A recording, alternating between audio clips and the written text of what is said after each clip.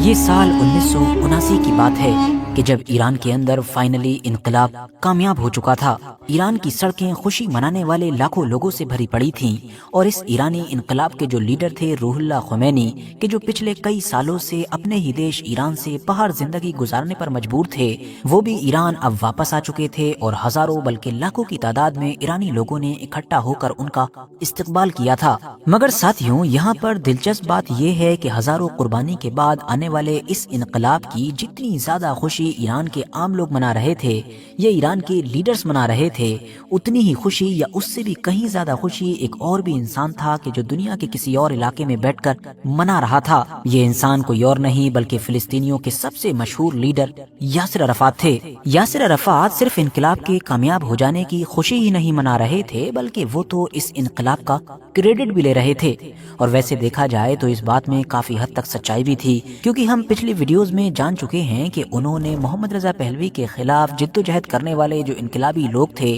ان کی لمبے وقت تک کافی مدد کی تھی۔ مینلی ایران کے انقلابی لوگوں کو جو گوریلا جنگ کی ٹریننگ دی گئی تھی، وہ تو کہیں اور نہیں بلکہ ساؤتھ لیبنان کے ان فلسطینی کیمپس کے اندر ہی دی گئی تھی کہ جن کو یاسر عرفات کنٹرول کیا کرتے تھے۔ اور ظاہر ہے یاسر عرفات لمبے وقت سے ایرانی انقلابی لوگوں کی یا پھر روح اللہ خمینی کی مدد اسی امید سے ہی کر رہے تھے کہ جب ایران کے اندر ایک بار انقلابی لوگوں کو کامیابی مل جائے گی، وہاں پر روح اللہ خمینی کا انقلاب آ جائے گا، تو وہ بھی اسرائیل کے خلاف ان کا جو مشن ہے، ان کی جو جنگ ہے، اس میں بھرپور مدد کریں گے۔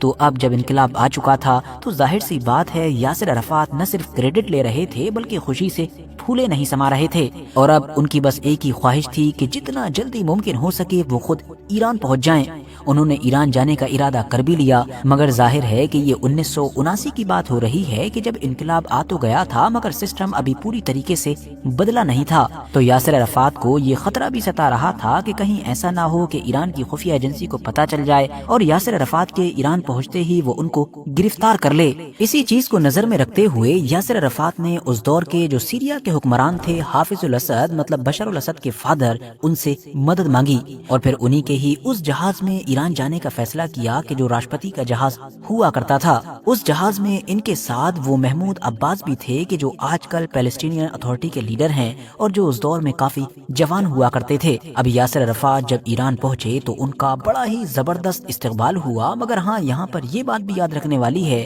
کہ ان کا ایران کے اندر آنا بالکل ان ایکسپیکٹڈ تھا، مطلب کسی کو بھی ان کے آنے کی خبر نہیں تھی، بلکہ ہوا یہ تھا کہ جب انہوں نے ایران کے ایئرپورٹ پر لینڈنگ ہونے کی اجازت مانگی تھی تو ایران کا جو کنٹرول ٹاور ہے اس نے تو لینڈنگ کی اجازت سے بھی منع کر دیا تھا، اور پوچھا تھا کہ پہلے ڈیٹیل میں بتایا جائے کہ آخر اس پلین کے اندر ہے کون کون۔ اب یاسر عرفات کے جو ایران کی خفیہ ایجنسی سے پہلے ہی چوکنے تھے، انہوں نے اپنے بارے میں بتانے سے منع کر دیا، بلکہ اپنے ساتھیوں سے کہا کہ ان سے کہو کہ فلسطین سے کچھ اہم لوگ آئے ہیں۔ اب اس کے بعد بھی یاسر عرفات کو وہاں پر لینڈنگ کی اجازت ملتی یا نہیں ملتی، اس سے پہلے ہی اب ہوا یہ کہ ایرانی انقلاب کے کچھ وفادار پائلٹس اپنا فائٹر جیٹ اڑاتے ہوئے ان کے بالکل قریب سے گزرے۔ ان میں سے ایک پائلٹ نے فوراً کھڑکی کی طرف بیٹھے ہوئے یاسر عرفات کو پہچان بھی لیا۔ فوراً ہی وہ جو ایرانی لڑاکو ومان تھا اس نے اپنی آگے کی چونچ اٹھا کر ان کو سیلیوٹ کیا، اور اس کے بعد ان کو لینڈنگ کی اجازت دے دی گئی۔ اس کے بعد روح اللہ خمینی کی طرف سے یاسر عرفات کا بڑا ہی زبردست استقبال کیا گیا، اور یاسر عرفات نے بھی ان کے پاس پہنچتے ہی پہلے ان کو بڑی ہی گرمجوشی سے گلے لگایا،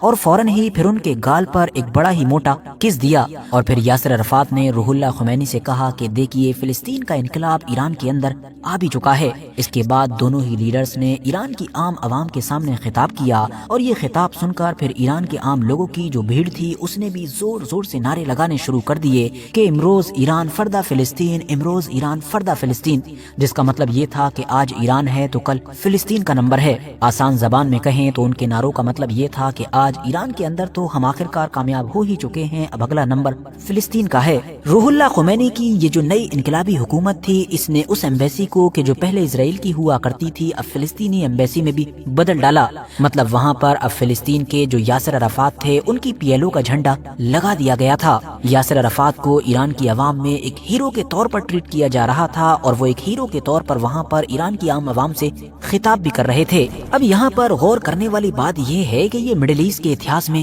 ایک ٹرننگ پوائنٹ تھا، کیونکہ ایسا پہلی بار دیکھا جا رہا تھا کہ جب شیعہ لوگوں کا سب سے بڑا لیڈر اور دوسری طرف ایک سنی اور عرب لیڈر دونوں ایک ساتھ کھڑے ہوئے تھے۔ ان لوگوں کا نسل سے عربی یا پھر غیر عربی ہونا یا پھر شیعہ اور سنی ہونا دونوں کو ایک دوسرے سے الگ نہیں کر رہا تھا، بلکہ یہاں پر ایک بہت بڑا کوز تھا، ایک بہت بڑا مقصد تھا کہ جو بہت سارے ڈفرینسز ہونے کے باوجود بھی ان دونوں کو ایک دوسرے سے جوڑ رہا تھا۔ کیونکہ جہاں ایک طرف یاسر عرفات نے لمبے وقت تک روح اللہ خمینی اور ان کے ایرانی انقلابی لوگوں کو شاہ آف ایران کے خلاف لڑنے کے لیے گوریلا فائٹ کی ٹریننگ دینے میں مدد کی تھی، تو وہیں دوسری طرف اب یاسر عرفات روح اللہ خمینی سے اسرائیل کے خلاف فلسطین کی مہم میں مدد چاہ رہے تھے۔ اور ہاں، یہاں پر سب سے زیادہ حیران کر دینے والی بات تو یہ تھی کہ یہ پہلا موقع تھا کہ جب پیلسٹینین کاز کہ جس کو ابھی تک دنیا کی راجنیتی میں سنی مسلمانوں کا اور خاص طور سے عربی نسل کے لوگوں کا معاملہ مانا جاتا تھا، اب اس کو پہلی بار ایک غیر عربی لیڈر اون کر رہا تھا۔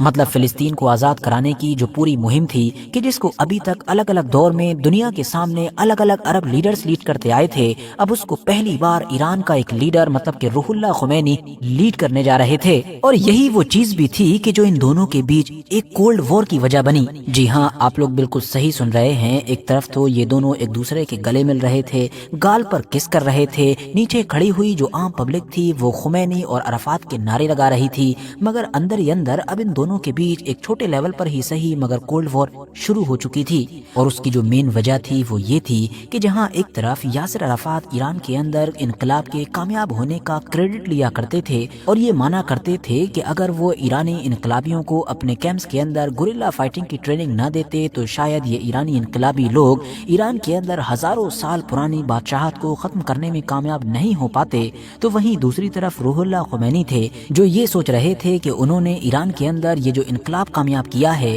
اس کے ذریعے سے انہوں نے اب فلسطینی لوگوں کو ایک نیا اور یونیک راستہ دکھا دیا ہے، مطلب انہوں نے رہنمائی کر دی ہے کہ فلسطینی لوگ اپنے مشن کو کس طرح سے آگے بڑھا سکتے ہیں اور کس طرح سے اس پر کام کر سکتے ہیں۔ آسان زبان میں کہیں تو آپ یہ سمجھیں کہ روح اللہ خمینی یہ چاہ رہے تھے کہ ایران میں انقلاب لانے کے لیے جو طریقہ اپنایا گیا تھا، جس طریقے سے کام کیا گیا تھا، اب فلسطینی بھی اپنے کاز کو آگے بڑھانے کے لیے بالکل وہی طریقہ اپنائیں۔ جبکہ ہم آپ لوگوں کو پہلے ہی بتا چکے ہیں کہ بھلے ہی فلسطینی مقصد کے لیے یہ دونوں لیڈرز ایک جگہ پر اکٹھا ہو چکے تھے، مگر اس کے باوجود بھی آخرکار ان دونوں کے بیچ بہت سارے ڈفرینسز موجود تھے، اور جو روح اللہ خمینی چاہتے تھے وہ شاید یاسر عرفات کبھی نہیں کر سکتے تھے۔ ساتھیوں، روح اللہ خمینی کہ جو اب یہ چاہتے تھے کہ یاسر عرفات ان کے انڈر میں ان کی لیڈرشپ میں فلسطین کی جنگ آزادی کو آگے بڑھائیں، انہوں نے یاسر عرفات کو سب سے پہلا مشورہ تو یہ دیا کہ فلسطین کا یہ جو مسئلہ ہے جو ابھی تک دنیا بھر میں عام طور پر صرف عرب لوگوں کے مسئلے کے طور پر دیکھا جاتا ہے، اس کو آپ عرب لوگوں کے مسئلے کی بجائے اسلام کا مسئلہ بنائیں۔ مطلب پوری دنیا میں اب یہ دکھایا جائے کہ فلسطین کو آزاد کرانا صرف عربوں کا ہی مسئلہ نہیں ہے، بلکہ یہ تو دنیا میں رہنے والے ہر مسلمان کا مقصد ہے۔ اب ظاہر ہے دوستو، جو دوسری طرف یاسر عرفات تھے وہ تو نیشنلسٹ تھے، اوپر سے کافی حد تک کمیونسٹ وچاردھارا سے بھی انسپائر تھے۔ ان کے آس پاس میں رہنے والے جو لوگ تھے وہ بھی کوٹ پینٹ اور ٹائی وغیرہ پہنا کرتے تھے، جبکہ دوسری طرف جو روح اللہ خمینی تھے وہ بالکل اپوزٹ تھے۔ انہوں نے تو حکومت میں آتے ہی ان تمام وچاردھاراؤں پر یا اس طرح کے کپڑوں وغیرہ پر پوری طریقے سے ہی پابندی لگا دی تھی۔ تو ساتھیوں، قصہ مختصر یہ ہے کہ جہاں ایک طرف یاسر عرفات فلسطین کی تحریک کو اپنے حساب سے چلانا چاہتے تھے، تو وہیں دوسری طرف روح اللہ خمینی تھے کہ جو اس پورے معاملے کو ایک انٹرنیشنل میٹر بنانا چاہتے تھے۔ اور پھر جیسا کہ ہم جانتے ہیں کہ اوپر سے بھلے ہی سب کچھ ٹھیک ٹھاک رہا ہو، مگر آنے والے دنوں میں ان لوگوں کے بیچ اندر ہی اندر سب کچھ ٹھیک ٹھاک نہیں چل سکا تھا۔ حالانکہ آنے والے سالوں میں پھر یہ بھی دیکھا گیا کہ مڈل ایسٹ کے اندر دو ایسی نئی تنظیمیں وجود میں آئی تھیں کہ جنہوں نے بالکل اسی طرح سے کام کیا کہ جس طرح سے روح اللہ خمینی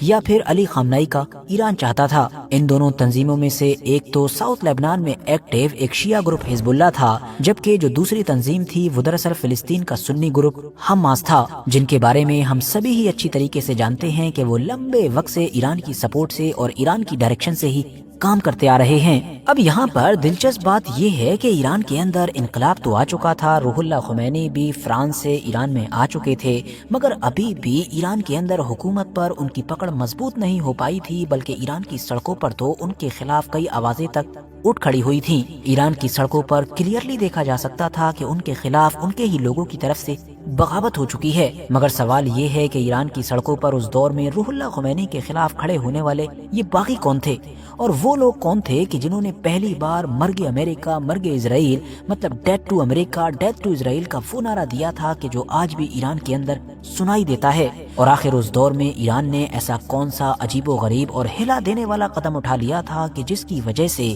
امریکہ اور ایران کی وہ بڑی اور خطرناک دشمنی شروع ہوئی تھی، کہ جو دشمنی آج تک باقی ہے، بلکہ ہر گزرتے وقت کے ساتھ بڑھتی ہی جا رہی ہے۔ ان سارے سوالوں کے جواب بھی جانیں گے مگر اگلی ویڈیو میں۔ باقی آخر میں جاتے جاتے آپ لوگوں سے یہ ریکویسٹ ضرور کرنا چاہیں گے کہ اگر جانکاری سے بھرپور لگی ہو تو لائک کریں، اور ہاں دوستوں کے ساتھ ضرور شیئر کریں۔